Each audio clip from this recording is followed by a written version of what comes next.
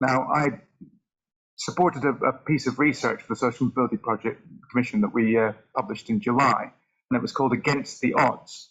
And this arose from a question I had, and I asked this about a year and a half ago, can I see which schools there are that close the gap between disadvantaged and non-disadvantaged students? So I just wanted to know.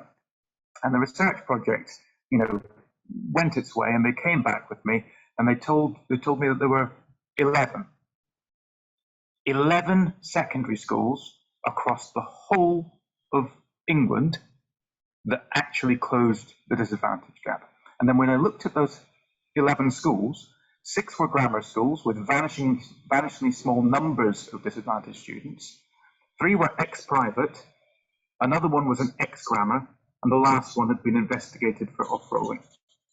So none of them were valid examples of how one can actually close the gap in a real example. And if you look at the kind of schools that are held up as shining examples to all of us, many different types of schools, none of them close the gap. Now, this to me tells us that there is systemic problems here. Now, I'm going to park that thought for 1 second, and I'm going to go in a slightly different direction. Because one of the other things people do is they often highlight other systems. So they talk about Singapore, they talk about Finland, they talk about Germany. They say Singapore, look, that's a great example of the knowledge-rich curriculum. They talk about Germany, they say, look at the technical education there. They talk about Finland, look at how young people are allowed to find their own direction and experience a much more rounded curriculum.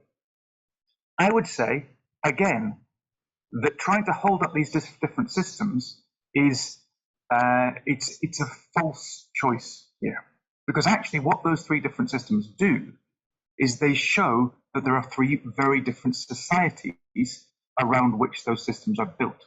So in Singapore, you have a knowledge-rich curriculum because you have a highly skilled workforce and you have a very high availability of knowledge-rich jobs.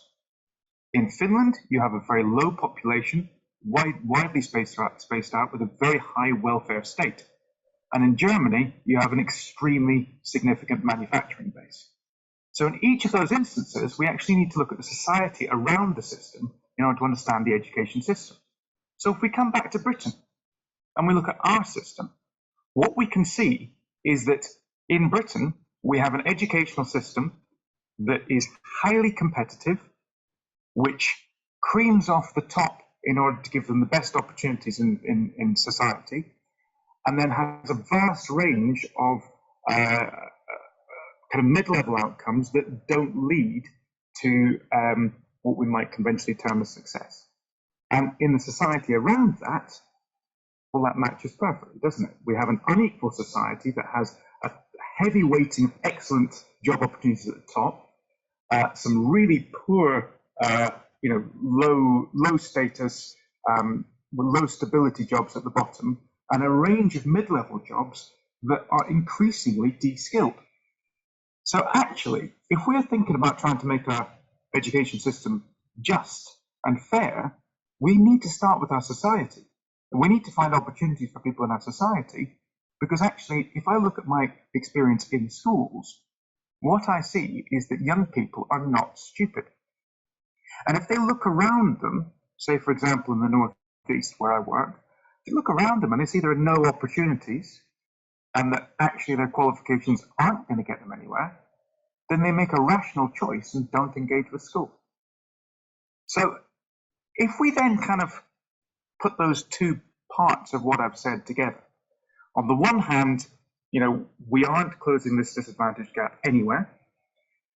And on the other hand, we have a school system that reflects the inequalities of our society. You might then kind of turn around to me and say, that just sounds pretty bleak. What can we do about it? And in one sense, I do feel it's pretty bleak. But I think that there are certain key things that we can look at to move forward. If we start with the disadvantage gap, the reason we have a disadvantage gap is because poverty is bloody awful. Young people in poverty experience a huge amount of stress and trauma. If we can reduce that, then we help them. whether or not their GCSEs increase or not is, kind of by the by, but they will come out of school much more functional if they have experienced less trauma along the way. So we need to fix our welfare system. We need to fix our early years education system, and we need to support young people out of poverty. And if we do that, then a lot of the other things will start to follow. Secondly, in the school system, we need to think about separating our idea of merit from the idea of education. Because our society demands that we have these kind of meritocratic hierarchies and systems, and that we sort people into their appropriate stages. And maybe we need that. Maybe that is the way the world is. But I think that we can get away from maybe valuing people according to their meritocratic ranking.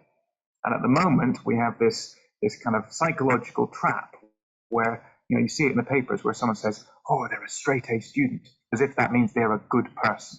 So if we can separate merit from knowledge, that would be great. Then the third thing is we need to introduce a lottery for places in education.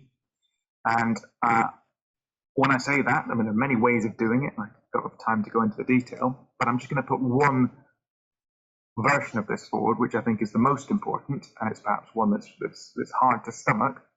But we need to have lotteries for university places.